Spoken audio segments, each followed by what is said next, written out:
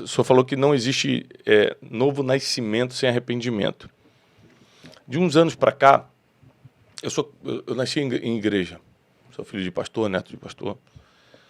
Na minha cabeça, até poucos anos atrás, que eu passei por um problema muito sério, uma quebra vergonhosa, quase perdi tudo, aí depois tive um problema no casamento sério, graças a Deus restauramos. Há poucos anos atrás, eu achava que Deus tinha obrigação de fazer algo por mim, porque eu nasci na igreja. Eu não me via como um pecador que necessitava da glória de Deus. Eu achava o contrário, eu achava assim, Deus tem que me abençoar porque eu vou à igreja sempre. Nunca faltei um domingo, como é que ele não vai me abençoar? E aí, 11 anos atrás, agora vai fazer 12, eu tive uma quebra financeira que me arruinou. E até aí eu tentei botar a culpa em Deus. Falei, viu como Deus é? Deus é vingativo, viu como Deus não existe, viu como não sei o que. Então, até aí, apesar de eu ter contato com Deus, ir na igreja todo domingo, eu não me considerava um crente de verdade. Vendo hoje, né? Eu não era crente de verdade. De um tempinho para cá, de uns aninhos para cá, talvez 6 anos para cá, um pouco, a minha esposa falou assim, você mudou muito para melhor. Aí eu falei, que bom, obrigado. Aí eu falei, você consegue identificar o que foi? Ela falou, não sei o que foi. Mas você é uma pessoa muito melhor. Para a esposa falar isso, ela está vendo algo que os outros não veem, né? Porque publicamente eu sou a mesma pessoa. E aí eu fui começar a botar no papel. Eu comecei a aumentar o meu tempo de oração, de jejum, de leitura da palavra, comecei a não negociar isso, mas por prazer, não porque eu tenho que fazer porque eu prego, eu tenho que fazer porque eu faço podcast. Não. Eu comecei a ter uma necessidade de acordar mais cedo, antes dos meus filhos acordarem, e passar um tempo orando. E toda vez que eu começava a orar, eu começava a me quebrantar muito rápido, eu chorava muito rápido, e aí comecei a ler muito a Bíblia, e comecei a entender coisas que eu falo, caramba, eu sou o pecador da história. Eu estou todo errado. E um dia eu pensei assim, o Espírito Santo colocou num desses devocionais de manhã assim, ó, tudo que você fez, eu tenho contra você gravado. Eu escutei essa voz interior, não foi uma voz audível, foi uma voz interior, eu fiquei desesperado. E nós vamos dar conta. Era umas 5h40 da manhã. Cada palavra frívola. Meu Deus. Aí, essa é pesada. Aí eu fiquei desesperado, estou falando de pouco tempo atrás, poucos anos atrás. Eu fiquei desesperado, falei, como assim? E aí Deus me levou em Salmo 51, numa versão da Bíblia, se eu não me engano é NTLH, que eu não gosto muito de ler nessa versão, mas por acaso era que estava na minha frente, que Davi, quando está falando com Deus, confessando seus pecados, ele fala assim, eu sei que todos os fatos contra mim já estão nas tuas mãos. E você pode usar a hora que quiser e eu não vou conseguir me defender. Mais ou menos assim a tradução. Quando eu li aquilo, eu caí no chão, eu comecei a chorar. E falei, porque a gente acha porque está indo na igreja, porque prega, porque faz a obra, a gente não está devendo.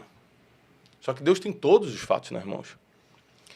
Então, eu considero que eu sempre fui um cara de dom, eu sempre fui um cara dedicado, mas eu considero que eu estou convertido no sentido de consciência total de quem é Jesus Cristo há poucos anos. Olha que assustador. Por isso que eu puxei esse assunto logo no início para os meus alunos, para falar o seguinte, peraí, se eu passei por uma experiência dessa há pouco tempo, eu quero ter certeza que vocês que me escutam de longe, talvez precisam dessa experiência rápido, de uma consciência de que, se Deus quiser usar contra você os fatos que ele tem hoje nas mãos, porque se Deus usasse contra mim os fatos que ele tem contra mim registrados, eu não poderia estar aqui. Ninguém me escutaria. Então, peraí. Então eu passei pela misericórdia de Deus, então o sangue de Jesus desconsiderou isso, por mais que cada um vai dar conta das suas obras, ou seja, eu vou ser salvo e se eu abandonar, né, como foi abandonado e servir só ao Senhor de todo o coração e tal, eu vou construir algum tipo de recompensa. Então, eu quero que em cima desse testemunho de arrependimento verdadeiro, de consciência total, a palavra na minha cabeça vem consciência total. Porque o evangelho eu sempre conheci, mas essa consciência total da depravação total do ser humano, que nisso eu acredito, né? Que o homem, ele... Um dos fundamentos do calvinismo, eu tipo assim, cara, a depravação total, eu falei, claro, eu não tenho como me salvar, eu não tenho como deixar de fazer coisa errada se o Espírito Santo não age em mim, ou se eu, né, não me submeter de tal forma que ele consiga fazer uma obra na minha vida. O que vocês acham disso tudo? E A gente não pode arriscar porcentagem por causa de... Não temos os dados nas mãos, mas pelo menos de maioria ou minoria, como está a situação da igreja em relação a esse testemunho que eu acabei de dar. Ou seja, tem dom, é usado em alguma coisa, cumpre o dever religioso certinho, mas ainda não tem consciência de que Deus tem tudo nas mãos dele e ele só não usou contra você por causa da misericórdia e da graça. Aí vem esse verdadeiro arrependimento de você falar, nunca mais eu vou seguir por caminho tal, nunca mais eu vou deixar o orgulho entrar no meu coração, nunca mais. Por exemplo, um elogio que eu nunca aceitei, as pessoas vêm me cumprimentar na rua, às vezes aqui mesmo em Orlando, muito brasileiro. Tiago, você mudou minha vida. Eu falei, não, pelo amor de Deus. Deus mudou sua vida, eu fui só um instrumento, Deus seja louvado. Eu não aceito porque eu sei que Deus não divide a glória dele com ninguém, mas muitas vezes, de uma forma mais disfarçada, o orgulho, a prepotência e outros tipos de erros já entraram no meu coração. Quando eu percebi que Deus podia usar isso contra mim, certos pensamentos, tem pensamentos que eu falo assim, cara, como é que eu pensei numa maldade dessa? Está amarrado. Ou seja, nós somos seres humanos, né? E tendo em vista esse testemunho, o que vocês dois, qual a opinião de vocês dois, qual a visão bíblica de vocês dois para as pessoas que ainda não estão nessa consciência, mas estão dentro da igreja hoje? Posso falar primeiro? Por favor. Eu gosto muito de um texto que diz, a vida eterna é esta, que te conheçam como único Deus. A Bíblia também diz que quem crê tá nas primeiras cartas de João, tenha né? a vida eterna. Por que eu estou usando isso? Porque a discussão sobre o que são os galardões, será que é uma vestimenta especial? Será que é uma coroa diferente? Coroa, ou um espaço de honra? Embora a gente veja nas Escrituras, né? Para aquele que foi fiel, Jesus falou, você vai ter autoridade sobre 10 cidades. Né? Mas assim, eu acredito que a primeira consequência da vida eterna é o conhecimento de Deus. E isso é um processo infinito que vai durar a eternidade. Né? E quando fala a vida eterna é essa que te conheçam, ali é um presente do indicativo ativo, que no grego significa uma ação contínua. Como se fosse um gerúndio na nossa língua portuguesa. Ou seja, é um processo ininterrupto que vai durar a vida eterna. Eu acredito que não existe nada mais extraordinário do que você conhecer a Deus pessoalmente, com profundidade. Então, na minha opinião, uma das manifestações do galardão é a glória de Deus e a presença de Deus na tua vida. Então, eu acredito que isto a religiosidade não te dá. Isso que te dá é o seu relacionamento com Deus através da palavra. Muitas vezes eu estou preparando uma palavra, né? E a minha esposa está perto, em algum lugar, ela me vê chorando, porque a palavra está me esmiuçando, tá? Sabe, às vezes eu estou chorando de satisfação, de alegria.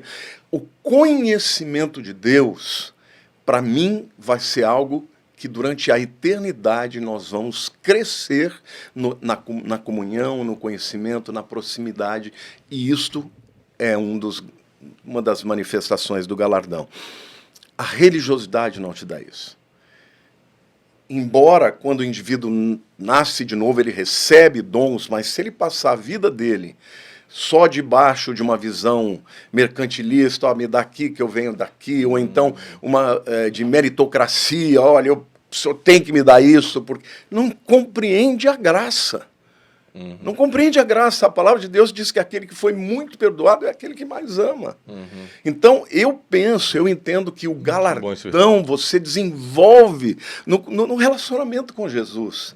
Entende? Quando Jesus passa a te visitar e você começa a entender quem ele é para você e como você é pequeno, quanto mais você se sente pequeno, maior ele é na tua vida.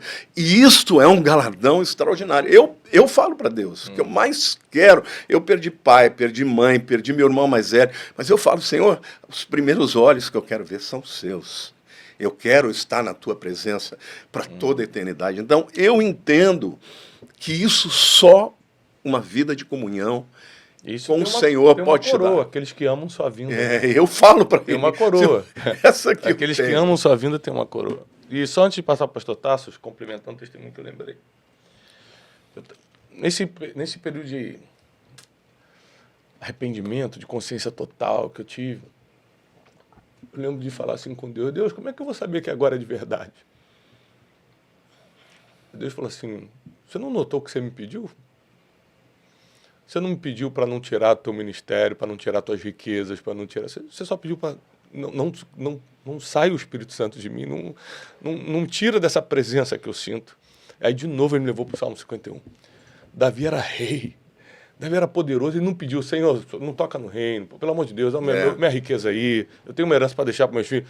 A única coisa que ele pediu é: cria em mim um coração puro, um espírito inabalável, não me retire da tua presença. Porque durante um ano ele não escreveu um salmo, não fez uma canção, não sentia. Exatamente. E Davi amava tanto a presença de Deus que ele ia 7 vezes por dia no tabernáculo de Davi para adorar, para se prostrar diante da arca. Quer dizer, ele precisava dessa relação com Deus. E o pecado tirou isso. Ele insensibiliza essa presença. Vamos lá, pastor. O arrependimento é uma pregação central, está no epicentro do evangelho, nunca vai sair dela. Primeiro profeta do Novo Testamento, João Batista, né, pregava o arrependimento. Jesus pregou arrependimento. Pedro, no nascimento da igreja, em Atos 2, pregou a mensagem do arrependimento. O arrependimento é central. Paulo em todas as cartas. Todas as cartas. Então, ou o afastamento, né, das coisas que desagradam a Deus. o arrependimento é nevrálgico, é visceral, é essencial para a caminhada cristã. É o início, arrepender-se e ter uma nova oportunidade, porque no cristianismo é sempre possível começar de novo. E quanto a essa questão de buscar de Deus um crédito, isso não é bíblico. Existe uma passagem lá, um capítulo, na realidade, que é o capítulo 4 do livro de Jonas, que talvez seja um dos mais interessantes do ponto de vista da persecução psicológica do ser humano, porque nós temos ali a incrível história de alguém que quer morrer porque o seu ministério deu certo. Não é porque o seu ministério deu errado. Não. É alguém que imagina quando dá errado, né? Alguém que quer morrer porque vai morrer, Jonas 4, capítulo 4. A gente já falou disso em outra oportunidade, uma situação impressionante. Jonas 4, ele quer morrer porque o seu ministério deu certo. Ele se sente credor de Deus e queria que Deus fizesse com que, apesar dos esforços de Jonas, o seu ministério desse errado, porque ele, historicamente, não queria a salvação dos inimigos de Israel, da capital da Síria, que é Nínive. Então, o cristianismo é o contrário do que seria uma religião que se inventasse. Se nós fôssemos inventar uma religião, jamais nós inventaríamos como um cristianismo. As demais religiões são meritocráticas. E super-heróis, não mostra a fraqueza dos heróis. Na Bíblia, todo herói tinha uma fraqueza, né? Nosso Deus, e ele contradições também, né? Deus, ele usa de contradições. Então é isso. Então o cristianismo genuíno é esse, o nascimento de novo, a regeneração, a oportunidade de começar novamente, nascer de novo. O cristianismo genuíno é a oportunidade de sermos novamente aquele que deveríamos ter sido antes. É possível começar de novo. E não só é possível começar de novo, como no cristianismo Deus faz de nossas feridas, de nossas cicatrizes, o nosso ministério.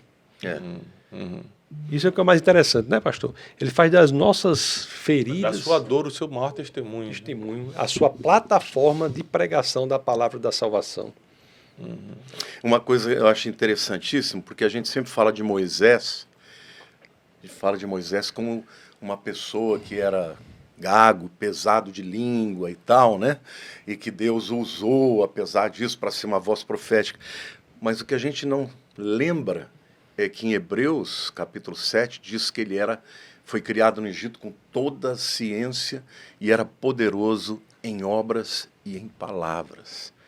Muito provavelmente o que tornou Moisés gago foi a tragédia que ele passou quando ele foi expulso do Egito, quando ele foi para o deserto.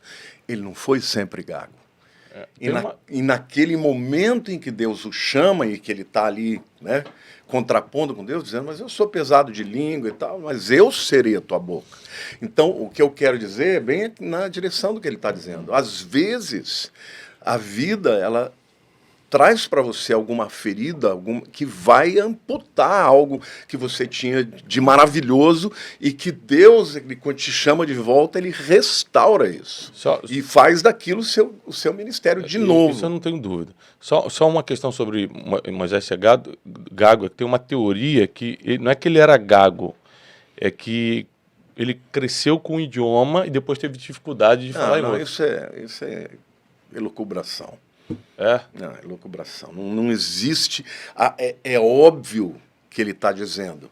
Ele foi criado, os primeiros 40 anos dele foi no Egito. Então, como é que um cara desse não fala língua? Não só fala, como Deus o preparou na primeira fase do ministério dele. Por quê? Porque quando ele ia falar com o faraó sabia quem ele era. Ele era um grande guerreiro, conhecia todas as ciências, ele era um brilhante, talvez estivesse na linha de sucessória, não era de sangue, mas ele foi criado como um príncipe. Só que 40 anos no deserto foram suficientes para fazer com que ele se sentisse a pessoa mais despreparada no mundo. Eu não estou afirmando categoricamente, mas Hebreus deixa claro que ele era poderoso em obras e em palavras. Foi criado no Egito com todas as artes mágicas, a ciência e tudo. E, no entanto, quando ele se apresenta a Deus, quando Deus fala com ele na solitude, né? Porque Moisés é uma pessoa que viveu a dualidade. Nasceu numa cabana, mas foi criado num palácio. Filho de escrava e filho de princesa. Não é isso? Então, Moisés, quando Deus o levanta, ele não era uma pessoa que não tinha um background, ele era o príncipe do Egito. Tudo aquilo que ele aprendeu estava lá. Nasceu escravo e morreu líder. Né? Morreu líder. Mas veja, o que eu quero dizer é que Deus ele usa dessa dualidade e até das contradições para que a glória seja dele. Mas Moisés precisou morrer para aquilo que ele acreditava ser, né? Para que depois ele pudesse ser instrumento de Deus para a libertação do povo que ele aprendeu a amar. Então, o que eu vejo é que não existe espaço para quem quer ser usado por Deus para sentir que a glória é sua pessoal. E hoje nós estamos vivendo num tempo onde tem muita gente querendo ensinar como é que você se torna mais capaz, acreditar em si mesmo, sabe? E quando na Bíblia é exatamente o contrário. Quanto mais você se sente incapaz de realizar aquilo que Deus tem para você, é aí que ele vai te usar.